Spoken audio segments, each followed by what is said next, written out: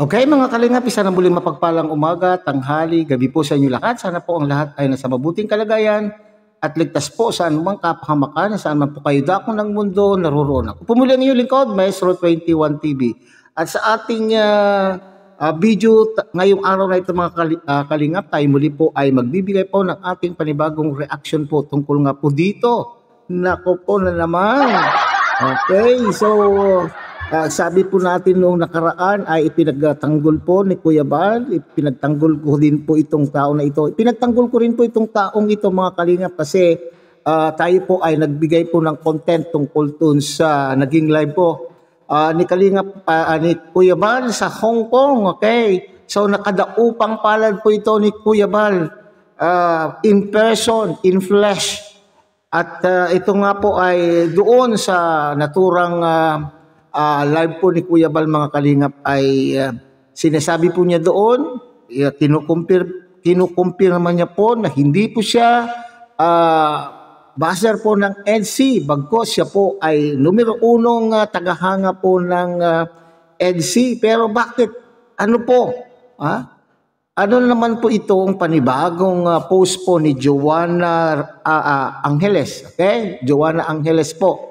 Okay, so yan po ang magiging paksa po natin ngayong araw na ito. So bago po yan mga kalingap, tayo muna po ay magbibigay po guys sa ama at founder po ng Kalingap, Kuya Bal Santos Matubang. At tangkilikin po natin Ate Edna Vlog, Kalingap Rob, Kalingap Dan at Kuya Brooks Vlog. At siyempre, kung bago lang po kayong silip, bagong dating lang po kayo sa ating munting channel, sana po ay inyo rin pong suportahan sa pamamagitan po ng inyong pagbibigay po ng like, share, and subscribe at tuloy pindutin na rin po ang notification bell. At nang sa ganon ay sa susunod pa pong mga reaction videos na ating gagawin, tayo po muli ay magsama-sama at magkita-kita. Okay?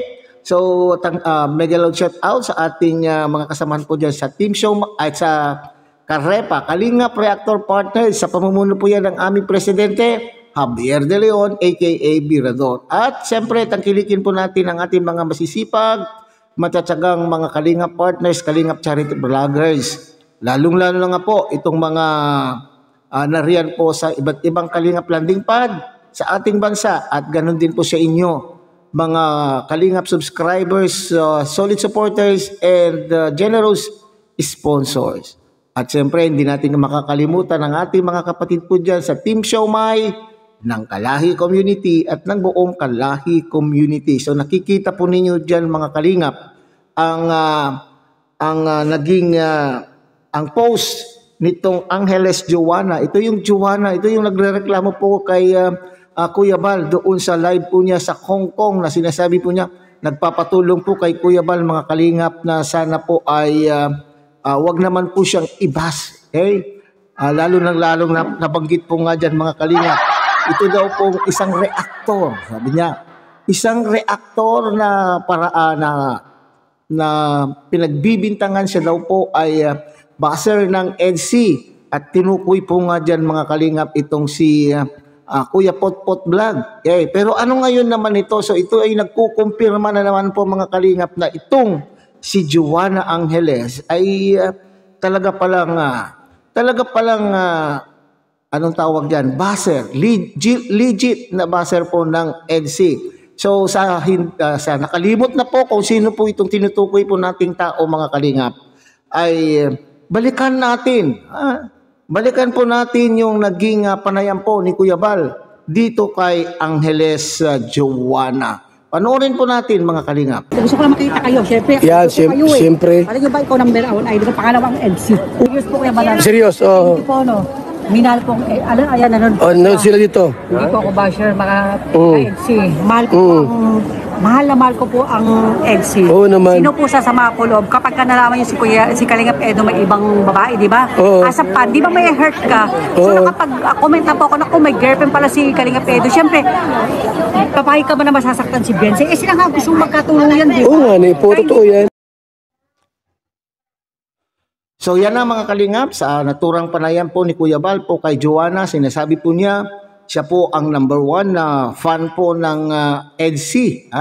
Kaya masakit po daw sa kanya, ayon po dyan sa panayam na yan. Sabi niya, masakit sa kanyang kalooban na malaman po niya na itong si Papa Eds ay sinasabing mayroong girlfriend.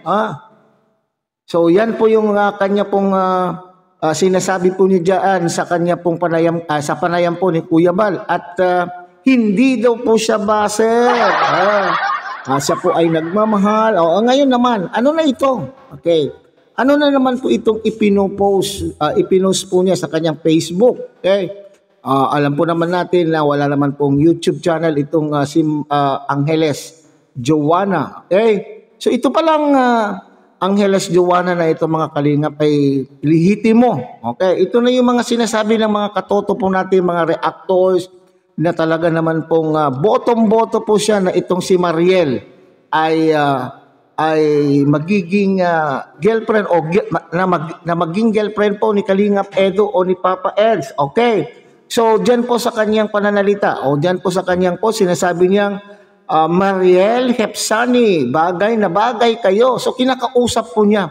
So ang kanya pong layunin kung bakit ipinost po niya dito, mga kalingap, ay bilang pagsuporta. Okay? Bilang pagsuporta po kay Mariel, kasi alam po naman natin na itong si Mariel ay marami na pong tumutuligsa, nambabas po kay Mariel.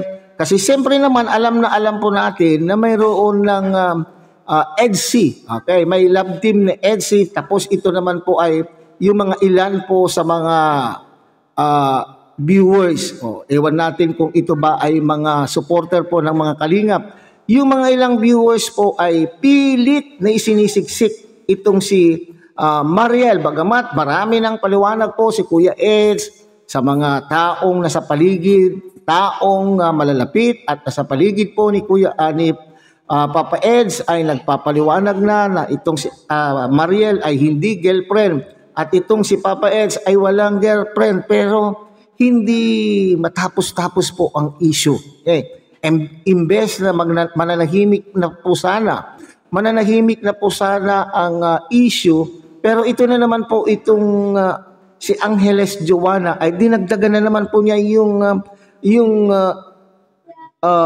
pananahimik o binuhay niya muli yung pananahimik po ng issue. So ano po ang layunin nitong Angeles Joanna na ito, mga kalingap? Di ba upang siraan po ang masayang samahan, namumuong samahan po ng EDSI Love Team, hindi po ba? So mapanira pala itong Angeles Joanna na ito, mga kalingap. At sinungaling. Okay. Sa harapan ni Kuya Bal, mga kalingap, ay sinasabi po niya na hindi daw po siya baser. Okay? Para bagang nangangako pa na hindi po ako baser, Kuya Bal. Ako ay #1 EDSI supporter. Pero nasaan na po yung kanyang sinabi po sa harap po ni Kuya Bal at sa harap po mismo, mga kalingap, sa harap mismo ng kamera. Okay, so marami po sa atin ang nakapanood.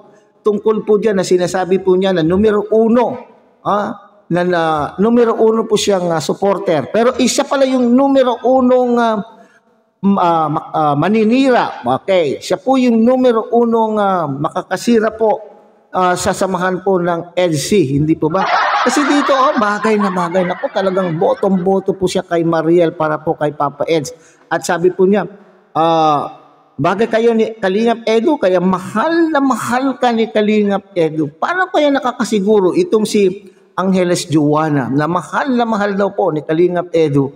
Para bagang feeling nitong si Joanna ay close na close po sila ni Kalingap Edu. Parang pang friendship po niya si Kalingap Edu dito, mga kalingap, ha? Sabi niya kasi mahal na mahal ka. Paano niya? Ibig sabihin may ugnayan nga ba? Ha? May personal na ugnayan ba itong si Kalingap Edu at saka si Angeles Joanna? At bakit nakakapag-confide ba itong si Kalingap Edu sa kanya? At para bagang yung pagkasabi po niya dito ay siguradong sigurado. Siguradong na itong si Kalingap Edu ay talaga naman pong mahal na mahal daw po niya itong si Mariel, hindi po ba? Kasi daw po, kaya nasasabi po ni Angeles Joanna na mahal po ni Kalingap Edu itong si Mariel ay pinagtatanggol daw po niya sa mga baser. Pinagtatanggol daw po ni Kalingap Edu sa mga baser itong si Joanna. Daig pa ni Joanna itong daig pa ng mama po ni Kalingap Edu itong si Joanna. Kasi alam na alam po niya yung mga nagaganap kay Kalingap Edu, okay? Parang feeling po niya siya po yung nanay po ni Kalingap Edu, ha? Nako, respeto naman po. Okay, sinasabi po doon sa video na panayam po ni Kuya Bal, mga Kalingap, ay number one na supporter ng Enzo. So, ibig sabihin, supposedly, ay Kalingap supporter din po siya, di ba? Respeto naman na Angeles Joanna. Respeto naman po doon sa